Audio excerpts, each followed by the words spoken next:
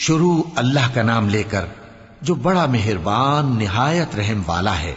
یاسین، قسم ہے قرآن کی جو حکمت سے بھرا ہوا ہے۔ اے محمد صلی اللہ علیہ وآلہ وسلم، بے شک تم پیغمبروں میں سے ہو، سیدھے رستے پر ہو۔ یہ قرآن غالب و مہربان کا نازل کیا ہوا ہے تاکہ تم ان لوگوں کو جن کے باپ دادا کو خبردار نہیں کیا گیا تھا خبردار کر دو کہ وہ غفلت میں پڑے ہوئے ہیں۔ ان میں سے اکثر پر اللہ کی بات پوری ہو چکی ہے، سو وہ ایمان نہیں لائیں گے۔ ہم نے ان کی گردنوں میں طوق ڈال رکھے ہیں اور وہ ٹھوڑیوں تک پھنسے ہوئے ہیں، تو ان کی گردنیں اکڑی ہوئی ہیں، اور ہم نے ان کے آگے بھی دیوار بنا دی اور ان کے پیچھے بھی، پھر ان پر پردہ ڈال دیا تو یہ دیکھ نہیں سکتے۔ اور تم ان کو خبردار کرو یا نہ کرو، ان کے لیے برابر ہے، یہ ایمان نہیں لائیں گے۔ تم تو صرف اس شخص کو خبردار کر سکتے ہو جو اس نصیحت یعنی قرآن کی پیروی کرے اور رحمان سے غائبانہ ڈرے، سو اس کو مغفرت اور بڑے ثواب کی بشارت سنا دو۔ بے شک ہم مردوں کو زندہ کریں گے، اور جو کچھ وہ آگے بھیج چکے اور جو ان کے نشان پیچھے رہ گئے ہم ان کو قلم بند کر لیتے ہیں، اور ہر چیز کو ہم نے کتاب روشن یعنی لوح محفوظ میں لکھ رکھا ہے۔ اور ان سے گاؤں والوں کا قصہ بیان کرو جب ان کے پاس پیغمبر آئے، یعنی جب ہم نے ان کی طرف 2 پیغمبر بھیجے تو انہوں نے ان کو جھٹلایا، پھر ہم نے تیسرے سے تقویت دی تو انہوں نے کہا کہ ہم تمہاری طرف پیغمبر ہو کر آئے ہیں۔ وہ بولے کہ تم اور کچھ نہیں مگر ہماری طرح کے آدمی ہو، اور رحمان نے کوئی چیز بھی نازل نہیں کی، تم محض جھوٹ بولتے ہو۔ انہوں نے کہا کہ ہمارا پروردگار جانتا ہے کہ ہم تمہاری طرف پیغام دے کر بھیجے گئے ہیں، اور ہمارے ذمے تو صاف صاف پیغام پہنچا دینا ہے اور بس۔ وہ بولے کہ ہم تم کو اپنے لیے منحوس سمجھتے ہیں، اگر تم باز نہ آؤ گے تو ہم تمہیں سنسار کر دیں گے، اور تم کو ہم سے دکھ دینے والا عذاب پہنچے گا۔ انہوں نے کہا کہ تمہاری نحوست تمہارے ساتھ ہے، کیا اس لیے کہ تم کو نصیحت کی گئی؟ نہیں، بلکہ تم ایسے لوگ ہو جو حد سے تجاوز کر گئے ہو۔ اور شہر کے پرلے کنارے سے ایک آدمی دوڑتا ہوا آیا، کہنے لگا کہ اے میری قوم، پیغمبروں کے پیچھے چلو، ایسوں کے جو تم سے صلہ نہیں مانگتے اور وہ سیدھے رستے پر ہیں۔ اور میں کیوں اس ذات کی پرستش نہ کروں جس نے مجھے پیدا کیا اور اسی کی طرف تم کو لوٹ کر جانا ہے؟ کیا میں اس کو چھوڑ کر اوروں کو معبود بناؤں کہ اگر رحمان مجھے نقصان پہنچانا چاہے تو ان کی سفارش مجھے کچھ بھی فائدہ نہ دے سکے اور نہ وہ مجھے چھڑا ہی سکیں؟ تب تو میں کھلی گمراہی میں پڑ گیا۔ میں تو تمہارے پروردگار پر ایمان لایا ہوں، سو میری بات سن رکھو۔ حکم ہوا کہ بہشت میں داخل ہو جا۔ بولا کاش میری قوم کو پتا چل جائے کہ میرے رب نے مجھے بخش دیا اور مجھے عزت والوں میں شامل کیا، اور ہم نے اس کے بعد اس کی قوم پر کوئی لشکر نہیں اتارا اور نہ ہم اتارنے والے تھے۔ وہ تو صرف ایک چنگھاڑ تھی، سو وہ اس سے ناگہاں بجھ کر رہ گئے۔ بندوں پر افسوس کہ ان کے پاس جب کوئی پیغمبر آتا تو وہ اس سے تمسخر ضرور کرتے۔ کیا انہوں نے نہیں دیکھا کہ ہم نے ان سے پہلے بہت سے لوگوں کو ہلاک کر دیا تھا؟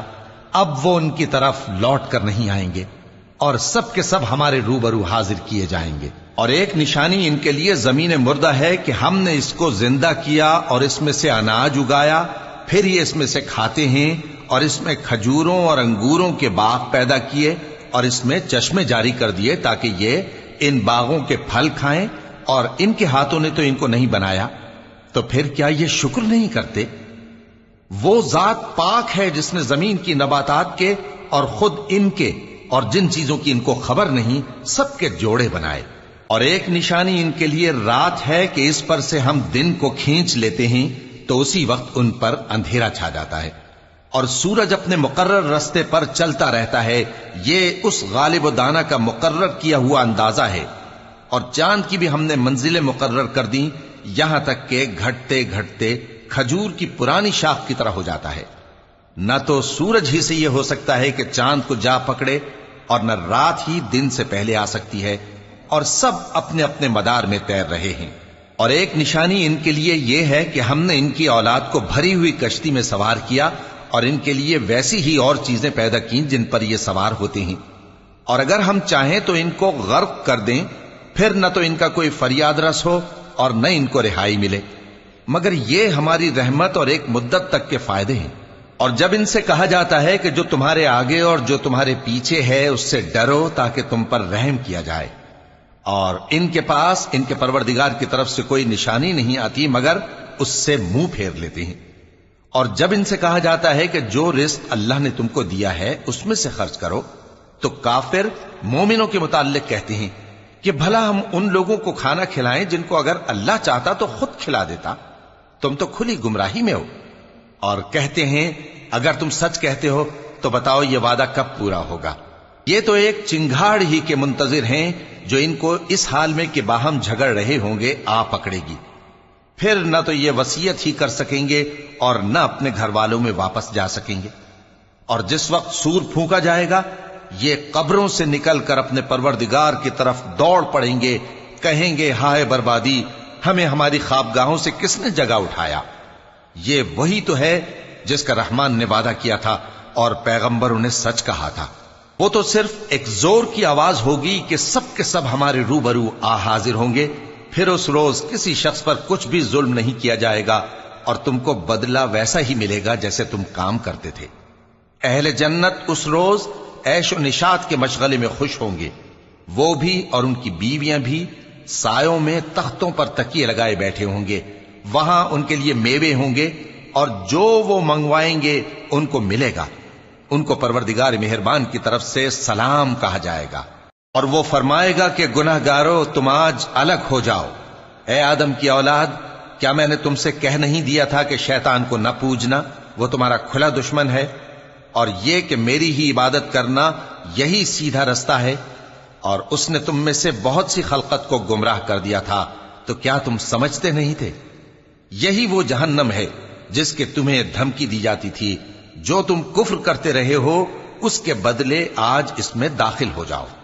آج ہم ان کے منہوں پر مہر لگا دیں گے اور جو کچھ یہ کرتے رہے تھے ان کے ہاتھ ہم سے بیان کر دیں گے اور ان کے پاؤں اس کی گواہی دیں گے، اور اگر ہم چاہیں تو ان کی آنکھوں کو مٹا کر اندھا کر دیں، پھر یہ رستے کو دوڑیں تو کہاں سے دیکھ سکیں گے، اور اگر ہم چاہیں تو ان کی جگہ پر ان کی صورتیں بدل دیں، پھر وہاں سے وہ نہ آگے جا سکیں اور نہ پیچھے لوٹ سکیں۔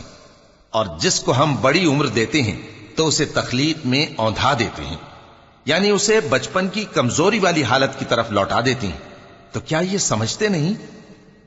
اور ہم نے ان کو یعنی اپنے پیغمبر صلی اللہ علیہ وآلہ وسلم کو شعر گوئی نہیں سکھائی، اور نہ وہ ان کو شایع ہی ہے، یہ تو محض نصیحت ہے اور صاف صاف قرآن ہے، تاکہ اس شخص کو جو زندہ ہو خبردار کرے اور کافروں پر بات پوری ہو جائے۔ کیا انہوں نے نہیں دیکھا کہ جو چیزیں ہم نے اپنے ہاتھوں سے بنائیں ان میں سے ہم نے ان کے لیے مویشی پیدا کر دیے اور یہ ان کے مالک ہیں، اور ان کو ان کے قابو میں کر دیا تو کوئی تو ان میں سے ان کی سواری ہے اور کسی کو یہ کھاتے ہیں، اور ان میں ان کے لیے اور فائدے اور پینے کی چیزیں ہیں، تو کیا یہ شکر نہیں کرتے؟ اور انہوں نے اللہ کے سوا اور معبود بنا لیے ہیں کہ شاید ان سے ان کو مدد پہنچے، مگر وہ ان کی مدد کی ہرگز طاقت نہیں رکھتے، اور وہ ان کی فوج بنا کر حاضر کیے جائیں گے تو ان کی باتیں تمہیں غمناک نہ کر دیں۔ یہ جو کچھ چھپاتے اور جو کچھ ظاہر کرتے ہیں ہمیں سب معلوم ہے۔ کیا انسان نے نہیں دیکھا کہ ہم نے اس کو نطفے سے پیدا کیا، پھر وہ تڑاک پڑاک جھگڑنے لگا اور ہمارے بارے میں مثالیں بیان کرنے لگا اور اپنی پیدائش کو بھول گیا، کہنے لگا کہ جب ہڈیاں بوسیدہ ہو جائیں گی تو ان کو کون زندہ کرے گا؟ کہہ دو کہ ان کو وہ زندہ کرے گا جس نے ان کو پہلی بار پیدا کیا تھا، اور وہ ہر طرح کی تخلیق کو جانتا ہے، وہی جس نے تمہارے لیے سبز درخت سے آگ پیدا کی، پھر تم اس کی ٹہنیوں کو رگڑ کر ان سے آگ نکالتے ہو۔ بھلا جس نے آسمانوں اور زمین کو پیدا کیا، کیا وہ اس بات پر قادر نہیں کہ ان کو پھر ویسے ہی پیدا کر دے؟ کیوں نہیں؟ اور وہ تو سب کچھ پیدا کرنے والا کامل علم والا ہے۔ اس کی شان یہ ہے کہ جب وہ کسی چیز کا ارادہ کرتا ہے تو اس سے فرما دیتا ہے کہ ہو جا، تو وہ ہو جاتی ہے۔ وہ ذات پاک ہے جس کے ہاتھ میں ہر چیز کی حکومت ہے، اور اسی کی طرف تم کو لوٹ کر جانا ہے۔